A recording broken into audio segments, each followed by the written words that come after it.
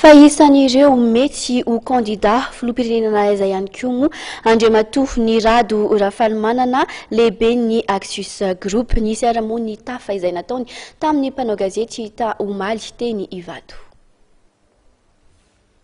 Nilaza ny Roso amin'ny fanambarana ny mety hilatsahany na tsy ho kandida filoham-pirenena Andriamatoa Rafalimanana Nirado lehibe ny Axus Group raha nigadina teny amin'ny seranam-piaramanidina ny raisam-pirenena ny Ivato ny tena ny omaly. Avy nanatanteraka fitsidiany tany Dubai tokoa izy izao tafody an-tanindrazana izao amin'ny mahampandrarahara toe-karena azy ndresadresaka ny mahakasika ny toe-draram-pirenena Andriamatoa Rafalimanana Nirado. Araka ny tereko foana ohatra ny Toliary tamin'ireny fifanampianandreo vonjy-ranovaky nataontsika tamin'ny Toliary eny hoe falala mahay fa falala misy ny laza mahay.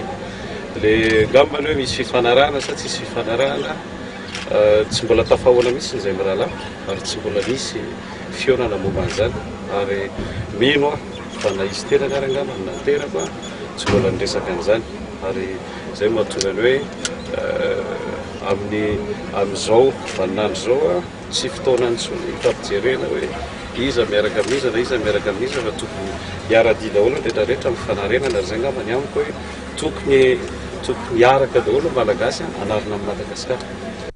Nilaza ny tsy nifandray amin'ny filohan'ny teteza mita Andriamatoa Rafalimanana Nirado raha nanontaniana mikasika ny tsy hondresaka mikasika izay.